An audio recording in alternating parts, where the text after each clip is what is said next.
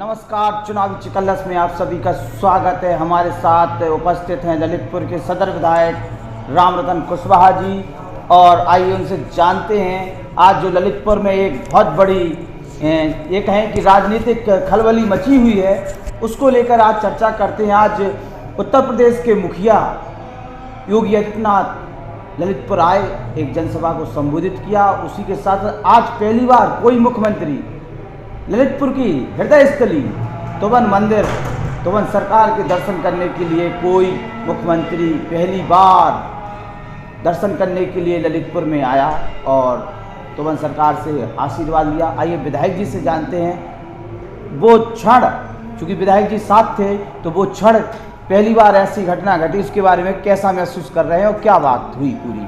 विधायक जी, स्वागत है आपका चुनावी चिकल्लस में।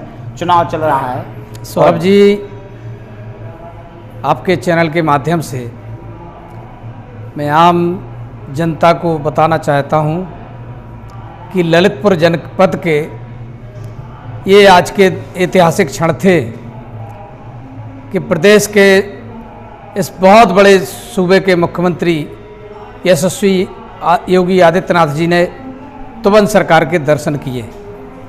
जैसे ही उनका चॉपर हेलीपैड पर उतरा, वहाँ से सबसे पहले उन्होंने पार्टी कार्यकर्ताओं से गुलाब के फूल प्राप्त कर सम्मान हासिल किया और फिर अपनी फ्लीट के माध्यम से तुवन सरकार के दरबार में उपस्थित हुए।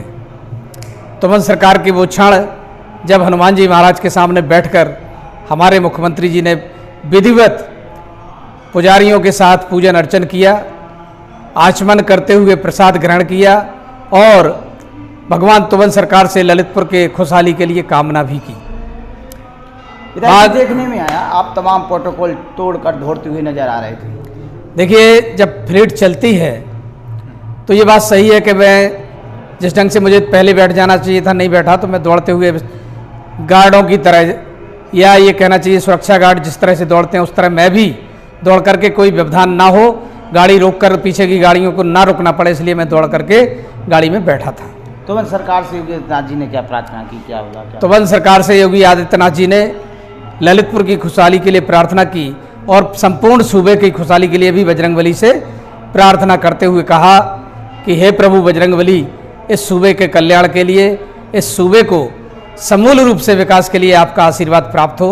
इस कामना के साथ यहाँ से चलकर ललितपुर के जो आज चुनावी रैली थी उस स्थान पर पहुँच करके नोटबाग में हम सभी को संबोधित करने का काम उन्होंने किया। चर्चा चल रही है इस बीच, जब से योगी आदित्यनाथ जी की तुवन मंदिर पे आए हैं तो तमाम व्यक्ति कह रहे हैं कि अब कहीं ना कहीं ललितपुर का विकास होगा। योगी आदित्यनाथ जी आए हैं, ललितपुर उनके दिमाग में रहेगा, रेडार पे रहेगा, और जो भी बुनियादी समस्याएं भी हैं वर्तमान में उनको बहुत जल्दी निजात मिलेगी। बिल्कुल बिल्कुल सही बात।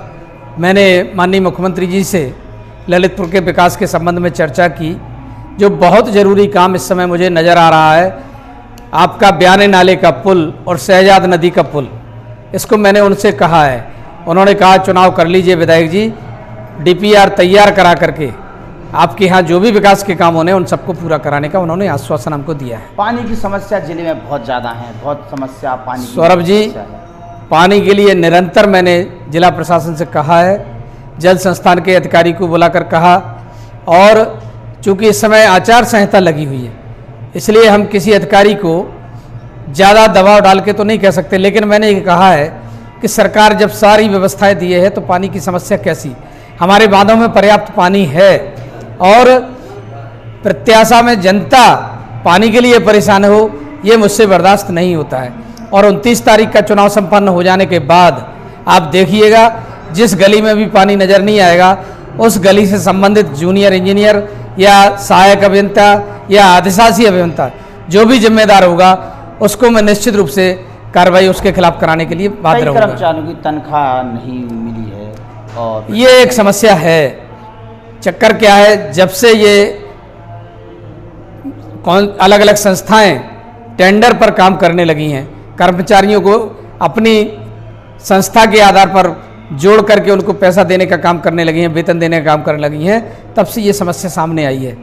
और जो संस्था यहाँ के टेंडर लिए है उस संस्था के संबंधित व्यक्ति से भी मैंने बात की थी, तो उन्होंने कुछ महीने का भुगतान मेरे कहने पर कर्मचारियों का किया था। अब फिर से जानकारी हुई है कि उनका वेतन फिर रोक दिया गया है। आचार संहिता लगने के बाद देखने में आया कि कभी लाइट जाने लगी, कटौती बढ़ी, कई समय और भी समस्याएं आई, तो क्या कहीं ना कहीं कुछ कर्मचारी, शायद ऐसा लग रहा है? देखिए, हम ही जानते हैं, हम 2 साल से सरकार में हैं, और कर्मचारी जो पहले गुलामी मानसिकता थे कि हमें तो केवल जनता को गुलाम बना के रखना है और हमारे हिसाब से जनता चले और जनता की सुविधाओं पर उनका ही कब्जा रहता था, और सपा बसपा मानसिकता के कर्मचारी अभी भी उनमें बैठे हुए हैं। और उन्होंने देखा, जब से आचार संहिता शुरू हुई उन्होंने अपनी मनमानी प्रारंभ की है। ऐसे कर्मचारियों को हम लोग लगातार इस पीरियड में चिन्हित करा रहे हैं, और ये आप मानिए चुनाव के बाद उन अधिकारी कर्मचारियों को हमारा जिला छोड़ना पड़ेगा, या उनको अपनी स्थिति बिल्कुल बदल के जनता के हिसाब से करनी पड़ेगी। विधायक जी, चुनाव प्रचार में कई बार हमने देखा है कि आपके जो प्रत्याशी हैं अनुराग शर्मा जी, उनके बीच में वो जनता से ना जुड़ के उनके साथ जो व्यक्ति चलते हैं वो केवल सेल्फीबाजी में लगे रहते हैं। आखिर ऐसा अनुशासनहीनता क्यों हो रही है? देखिए, है क्या, आज जो ये सेल्फी का क्रेज बढ़ा है ना, हर आदमी ये चाहता है कि प्रत्याशी के साथ मेरी फोटो हो जाए, सेल्फी हो जाए। मैं बराबर प्रयास करता हूं कि दूरी ज़्यादा बना के रखी जाए, लेकिन युवा जो जोश है, युवाओं को सेल्फी लेने से रोकना मुझे बड़ा अजीब सा लगता है। और मैंने, चूंकि ये वर्ष भी युवाओं का है और मताधिकार में भी सबसे ज़्यादा वोट युवाओं का है, और हर युवा का ये सोच है कि मेरा प्रत्याशी के साथ सेल्फी हो जाए, इसलिए प्रत्याशी के आसपास ये गांव क्षेत्र में, चूंकि मैं आपके साथ खुद चुनाव प्रचार में कवरेज करने के लिए गया था, तो कई जगह आपने खुद प्रत्याशी के अगल बगल में जो यहाँ आपके साथ चुनाव प्रचार ही में साथ में रहते हैं, वो सेल्फी खींचते नजर आए। गांव के जो व्यक्ति हैं जिनसे आप मिलवा रहे या मिल रहे, उन तक वो मिलने में दिक्कत होती है, तो आपने भी कई बार टच किया है, तो आखिर ऐसी चीज क्यों आ रही? थोड़ी सी समय है, चुनाव का टाइम। हम ये जानते हैं, हमने प्रत्याशी को कहा है कि अपने साथ भीड़ को लाने की बजाय जहां आप जा रहे हैं वहां के लोगों को साथ ले लीजिए। पहले से ही अपने साथ ऐसे लोगों को मत चलिए जिनका क्षेत्र में कोई प्रभाव नहीं है। क्षेत्र के लोगों को ही संबंधित क्षेत्र में दिखाइए, और प्रत्याशी ने इस लाइन पर काम करना भी प्रारंभ किया। आज गुलनौट पार्क में जो योगी जी की रैली हुई, कितनी भीड़ थी, कैसा क्या पूरा? हम ये जानते हैं, हमारी अपेक्षा थी कि 10 से 15 हज़ार लोग रैली में आएंगे, लेकिन आज हम गदगद हैं। हमारे सूबे के मुखिया को सुनने के लिए कम से कम 25,000 लोग मैदान में इकट्ठे हुए। आपने देखा होगा खुद कि मैदान पूरा खचाखच भरा था, लोग पेड़ों की छाया में खड़े थे। जितने लोग मैदान में थे उससे कहीं ज़्यादा लोग मैदान के बाहर पेड़ों की छाया में और बाउंड्री के किनारे खड़े होकर के माननीय योगी जी को सुन रहे थे। कार्यकर्ताओं को क्या कहना चाहेंगे? मैं अपने कार्यकर्ताओं से ये कहना चाहूँगा कि आज का वातावरण जो जीत के बिल्कुल करीब पहुंचा गया है, इसको हमें बनाए रखने की ज़रूरत है, और प्रत्येक कार्यकर्ता क्षेत्र में जाकर के 29 तारीख तक विधिवत वोटर से संपर्क में रहे, और 29 तारीख को सुबह 7 बजे से मतदान के लिए निकालने का काम करे। विधायक जी, एकाएक मौसम ने बिल्कुल अपना रुद्र रूप दिखा दिया है। बिल्कुल बिल्कुल सही बात है। तो क्या कहना चाहेंगे, क्या क्या सुविधाएं लेके चलना चाहिए आदमियों के लिए? ये देखिए, मैं अपने कार्यकर्ताओं के साथ साथ आम जनता और वोटर से भी कहूँगा कि वो अपने सर पर तौलिया या कपड़ा बांधकर, कानों को बांध करके छाया के बनाए रखें, क्योंकि गर्मी एकदम बढ़ गई है, धूप बहुत तेज है। मैंने जो 4 दिन में धूप को महसूस किया है, मैं अपने आप, मैं तौलिया नहीं बांधता हूं, लेकिन मुझे भी तौलिया या टोपी रखनी पड़ी, क्योंकि बहुत तेज धूप है। इसलिए मैं सभी से अनुरोध करना चाहूँगा कि इस भीषण गर्मी में अपनी सेहत का ध्यान रखते हुए अपने को सुरक्षित भी रखें, और प्रचार प्रसार करते हुए सबको ये संदेश भी दें कि हमको वोट करना है, लेकिन अपने स्वास्थ्य का ध्यान भी रखना है। कुछ नेता आपके ही पार्टी के केवल सेल्फीबाजी में लगे हुए हैं, चुनाव प्रचार में कहीं नजर नहीं आते, केवल जब प्रत्याशी आते हैं तब उनके साथ फोटो खिंचवाते हुए नजर आते हैं। देखिए, ऐसे नेताओं के लिए क्या कहेंगे बिना नाम लिए? देखिए, ऐसे जो लोग होते हैं उनकी आदत में ये शुमार हो गया है कि जब प्रत्याशी आए या कोई बड़ा नेता आए तो उसके सामने परिक्रमा कर लो, ये मान लो कि हम बहुत बड़े नेता हैं। लेकिन हमारे आने वाले नेता और प्रत्याशी इन बातों को सब समझते हैं, संगठन के लोग सब समझते हैं कि ये क्यों हमारे आगे पीछे घूम रहे हैं, और सेल्फी दिखा करके, सेल्फी निकाल करके अपने को बड़ा नेता शो करना चाहते हैं। ऐसा हम जानते हैं, ऐसे लोग अपने भविष्य के साथ, अपनी राजनीति के साथ खिलवाड़ कर रहे हैं। उनको पार्टी के साथ मजबूती के साथ काम करना चाहिए, ना कि प्रत्याशी या बड़े नेता के परिक्रमा करना। देखने में आ रहा है दल बदलू का इस समय बहुत ज़्यादा जोर तोड़ पर दल बदले हो रहे हैं। आज कुछ व्यक्ति भारतीय जनता पार्टी में आए, तालबेट में आपने मुक्ता सोनी के लिए भारतीय जनता पार्टी में ज्वाइनिंग कराई। कितना बड़ा ये जो मास्टर स्ट्रोक मानना है इसके लिए, मुक्ता सोनी के लिए? देखिए, इस समय चारों तरफ वातावरण मोदीमय है और जब से महागठबंधन बना हम जानते हैं सपा बसपा के नेता उसमें घुट रहे थे। इसीलिए सपा बसपा और कांग्रेस के बड़े बड़े नेता जो महागठबंधन को लाइक नहीं कर रहे हैं और जिनका उनके साथ मन नहीं मिल पा रहा है, ऐसे सभी नेता भारतीय जनता पार्टी के साथ जुड़ रहे हैं और मोदी के नेतृत्व को स्वीकार करते हुए भाजपा को जिताने के लिए तन मन धन से लग गए हैं। ऐसे ही नामों में हमारे तीन ब्लॉकों के प्रमुख, सबसे पहले दीपचंद रावत, फिर जयराम सिंह निरंजन, उसके बाद बीरेंद्र सिंह जूदेव और एक ब्लॉक प्रमुख हमारा जयप्रकाश बार।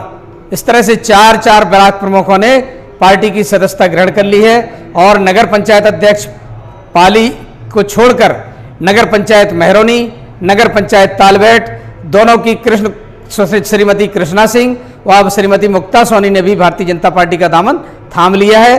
अब ललितपुर में जो 4 नगर पंचायतें थी उनमें केवल पाली हमसे दूर है और ब्लॉक प्रमुख भी लगभग सभी, एक ब्लॉक प्रमुख छोड़ के 2, बाकी सभी ब्लॉक प्रमुख भाजपा में हैं। आज कई जिला पंचायत सदस्यों ने भी, जिनमें भगत राजा अंधियारी और चंद्रशेखर खरे, इन लोगों ने भी भाजपा की सदस्यता ग्रहण की और कम से कम 25 प्रधानों ने भी सपा बसपा छोड़ करके भारतीय जनता पार्टी की सदस्यता को ग्रहण किया।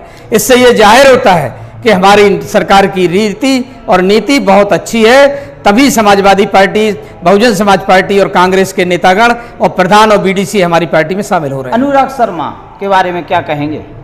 अनुराग शर्मा हमारा एक बहुत ही कर्तव्यनिष्ठ प्रत्याशी है।